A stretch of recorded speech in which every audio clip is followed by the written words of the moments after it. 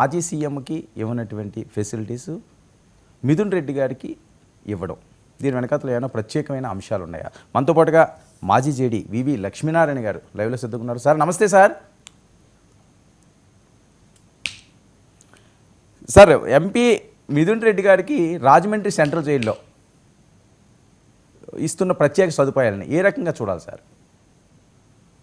యాక్చువల్గా ఎవరికైనా జైల్లో ఉన్నప్పుడు వాళ్ళు జ్యుడిషియల్ కస్టడీలో ఉంటారు. సాధారణంగా పోలీసులు అరెస్ట్ చేసి 24 గంటల్లో వారిని కోర్టు ముందు హాజరు పెడతారు. ఆ తర్వాత కోర్టు నిర్ణయిస్తుంది వాళ్ళను జ్యుడిషియల్ కస్టడీకి పంపించాలా, పోలీస్ కస్టడీకి ఇవ్వాలా. కానీ సాధారణంగా ఆంధ్రప్రదేశ్ మరియు తెలంగాణలో ఉన్న ప్రొసీజర్ ఏంటంటే మొదట వాళ్ళని జ్యుడిషియల్ కస్టడీకి పంపిస్తారు. పంపించిన తర్వాత వాళ్ళ పోలీస్ కస్టడీ కావాలంటే అప్పుడు పిటిషన్ ను విచారించి అప్పుడు పోలీసులకు ఇస్తారు. ఇది మామూలుగా. కానీ ఇతర రాష్ట్రాలు చూస్తే, ముఖ్యంగా నేను పనిచేసిన మహారాష్ట్రలో చూసుకుంటే 24 గంటల తర్వాత కోర్టు ముందు ప్రొడ్యూస్ చేసిన తర్వాత వెంటనే మెజిస్ట్రేట్ నిర్ణయిస్తారు వాళ్ళని పోలీస్ కస్టడీకి ఇవ్వాలా, జ్యుడిషియల్కి ఇవ్వాలా. కాబట్టి ఇప్పుడు ఆంధ్రప్రదేశ్ లో ప్రస్తుతం ఉన్న నియమాలను బట్టి వారిని ఆగస్టు 1వ తారీఖు వరకు అనుకుంటాను జ్యుడిషియల్ కస్టడీకి పంపించారు. తర్వాత జ్యుడిషియల్ కస్టడీకి పంపించిన తర్వాత ఆ వ్యక్తి జైల్లోకి వెళ్తారు.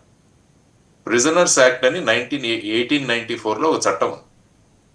ఆ చట్టాన్ని బట్టి ప్రిజన్స్ అంటే జైళ్లను మెయింటైన్ చేయాల్సిన బాధ్యత రాష్ట్ర ప్రభుత్వాలకు ఉంది. తర్వాత అక్కడికి వచ్చే ఖైదీలు ఎవరైతే ఉంటారో, ఖైదీలు 2 రకాలుగా మనం చూడాలి. మొదటిది వచ్చేసి అండర్ ట్రయల్ ప్రిజనర్స్, రెండవది కన్విక్టెడ్ ప్రిజనర్స్. అంటే ఎవరైతే అరెస్ట్ చేయబడి జైల్లో వచ్చారో వాళ్ళను అండర్ ట్రయల్ ప్రిజనర్స్ అంటారు. అంటే వాళ్ళ మీద ఇక్కడ కూడా ఛార్జ్ షీట్ ఫైల్ అవ్వలేదు, తర్వాత ట్రయల్ కూడా స్టార్ట్ అవ్వలేదు. రెండవ కేటగిరీ ఏంటంటే ఎవరైతే శిక్షించబడ్డారో వాళ్ళను నేరస్తులు అంటారు. వాళ్లకు ఈ జైలు యూనిఫాములు, తర్వాత వచ్చేసి జైల్లో వాళ్ళ దగ్గర నుంచి పని చేయించడం, ఇవన్నీ కూడా వర్తిస్తాయి. వేరే అండర్ ట్రయల్ ప్రిజనర్స్ మీరు చూసుకుంటే వారికి ఎటువంటి పనులు చెప్పే అధికారం జైలు అథారిటీస్కి ఉండదు. ఆ తర్వాత వారిని బ్యారక్స్ లో ఉంచడం, ఆ తర్వాత వాళ్లకు భోజన సౌకర్యాలు ఇవన్నీ కూడా కల్పించాల్సిన బాధ్యత ప్రిజన్ అథారిటీస్. సపోజ్ ఒక వ్యక్తి కోర్టుకు అప్లై చేసుకుంటాడు, ఎందుకంటే నేను ఇంకా అండర్ ట్రయల్ ప్రిజనరే, నా మీద ఏమి నేరాలు అన్నవి ఎస్టాబ్లిష్ అవ్వలేదు. వాళ్ళను మన పరిభాషలో ఏమనుకుంటారంటే వాళ్ళను నిందితులు అంటాం, శిక్ష పడిన వాళ్ళను నేరస్తులు అంటాం. అంటే ఇప్పుడు FIR లో నిందలు మోపబడ్డాయి, ఆ నిందలు కోర్టులో రుజువు అయితే వాళ్ళు నేరస్తులు అవుతారు. కాబట్టి ఇప్పుడు మీరు అన్నట్టు మిథున్ రెడ్డి గారు నిందితుడు. కాబట్టి వారు ఏం చేస్తారంటే నాకు జైల్లో ఫెసిలిటీస్ కావాలని ఒక అప్లికేషన్ పెట్టుకుంటారు కోర్టుకి. ఎందుకంటే వారు ప్రస్తుతం జ్యుడిషియల్ కస్టడీలో ఉన్నారు, అంటే జడ్జి గారి కస్టడీలో ఉన్నారు. కానీ జడ్జి గారు తన కోర్టులో పెట్టలేరు కాబట్టి వాళ్ళని జైల్లో పెట్టారు. కాబట్టి ఆయన్ను ఎలా పెట్టాలి, ఏ సదుపాయాలు ఇవ్వాలి అన్నది ఆయన అప్లికేషన్ వచ్చిన తర్వాత ఆయన సోషల్ స్టేటస్, లివింగ్ స్టాండర్డ్స్ ఇవన్నీ కూడా ఆలోచించి వారు ఏవైతే అడిగారో వాటిలో వారికి ఇవ్వడం జరుగుతుంది. సో ఇప్పుడు మీరు చూసుకుంటే మిథున్ రెడ్డి గారు కోర్టులో అప్లై చేసుకున్న తర్వాత, ఐ థింక్ ACB కోర్టు అనుకుంటాను, వారు వారికి కొన్ని ఇవి ఇచ్చారు. అంటే వారికి సింగిల్ రూమ్ లో పెట్టాలని, ఆ తర్వాత టేబుల్ చైర్ ఇవ్వాలని, ఆ తర్వాత ఇంటి నుంచి భోజనం ఒకసారి అలౌ చేయాలని, తర్వాత ములాఖాతులు అంటే వాళ్ళని కలిసేదానికి ఫ్యామిలీ మెంబర్స్ కి 3 పర్యాయాలు, తర్వాత వచ్చేసి వాళ్ళ అడ్వకేట్స్ వీళ్ళని కలవడానికి 3 సార్లు, ఇలా రకరకాల విషయాలని వారు ఇవ్వడం జరిగింది. తర్వాత ఆహారం ఎవరైతే తీసుకెళ్తారో, ఎవరు తీసుకొస్తున్నారు, ఆ తర్వాత దాన్ని టెస్టింగ్ అది చేసి వాళ్ళకి ఇవ్వడం జరుగుతుంది. సో ఈ విధంగా ఈ వసతులు కల్పించడం అనేది గవర్నమెంట్ చేతిలో ఉండదు. ఎటువంటి వసతులు ఇవ్వాలి అన్నది కోర్టు నిర్ణయిస్తుంది. సపోజ్ ఈ వసతులు ఇవ్వలేదనుకోండి, ఆయన కూడా రెగ్యులర్ బ్యారక్ లో ఉంచేవారు మిగతా అండర్ ట్రయల్ ప్రిజనర్స్ లాగా.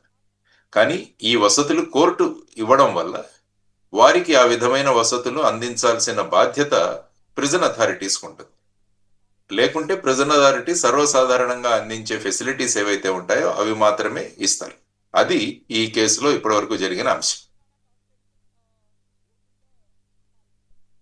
దాన్ని చెక్ చేస్తారు, ఎందుకంటే మంచం, దిండు, దుప్పటి, పేపరు, పెన్ను, టీవీ, బయట నుంచి ఆహారం, తర్వాత వాళ్ళకి ఎవరికైనా ఒక attender, mineral water bottles, western commode, cooler, ఇవన్నీ కూడా ఏర్పాటు చేయడం అంటే ఇంట్లో ఉన్నట్టుగానే ఇంకా అక్కడ అన్ని వసతులు ఉన్నాయి కదా, ఇంట్లో ఉంటే ఏంటి లోపల ఉంటే ఏంటి అని చెప్పి కొన్ని కామెంట్స్ వస్తున్నాయి.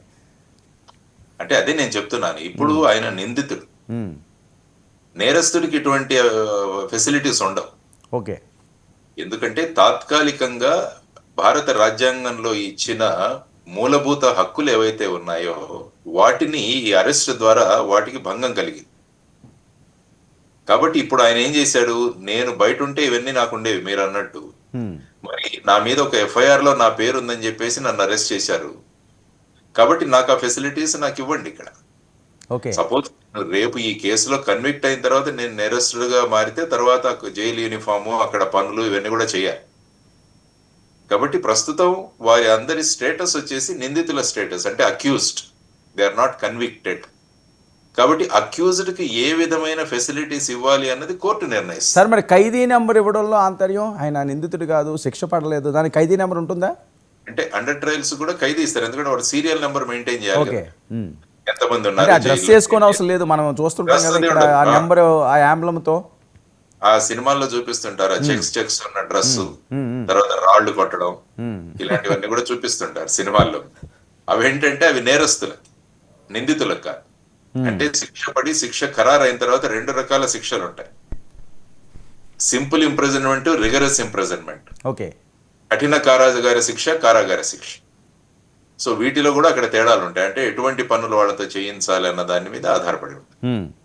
సో ప్రస్తుతం ఎందుకంటే బేసిక్ గా మనకు చాలా మందికి ఈ లీగల్ ఫెసిలిటీస్, తర్వాత వచ్చేసి చట్టం, తర్వాత రాజ్యాంగం, ఇవి అన్నిట్లో పెద్ద అనుభవం లేదు. కాబట్టి ఏంటంటే ప్రతి విషయాన్ని ఈ విధమైన యాంగిల్లో చూడడం జరుగుతుంది. ఓకే. కానీ నేను ప్రతి చోట చెప్తుంటాను, విద్యార్థుల స్థాయిలోంచే మనకు రాజ్యాంగము మరియు చట్టాలు ఇవి నేర్పించాలి. సార్ దానివల్ల ఏమవుతుందంటే మనకు అవగాహన పెరుగుతుంది. ఓకే. తర్వాత ఇంకా కంపారిజన్లు చేయడం మొదలు, అప్పుడు ఇలాగైంది ఇప్పుడు ఇలాగైంది అదంతా కూడా. సార్ మరి చంద్రబాబు నాయుడు గారు అంశాన్ని తీసుకొస్తున్నారు తెర మీదకి. చంద్రబాబు నాయుడు గారికి ఇన్ని ఫెసిలిటీస్ ఇవ్వలేదు, ఆయన మాజీ ముఖ్యమంత్రి కదా, ఆయన కూడా ఏమి శిక్ష పడలేదు కదా అని. ముఖ్యమంత్రి తర్వాత ఎంపీ వీరందరూ కూడా చట్టం ముందు అందరూ సమానులే. వారు ప్రొసీజర్ ఫాలో అవ్వాలి, కోర్టుకు అప్లై చేసుకోవాలి, మాకు ఈ ఫెసిలిటీస్ కావాలి అని. ఓకే. కాబట్టి కోర్టు పరిశీలించి ఏమి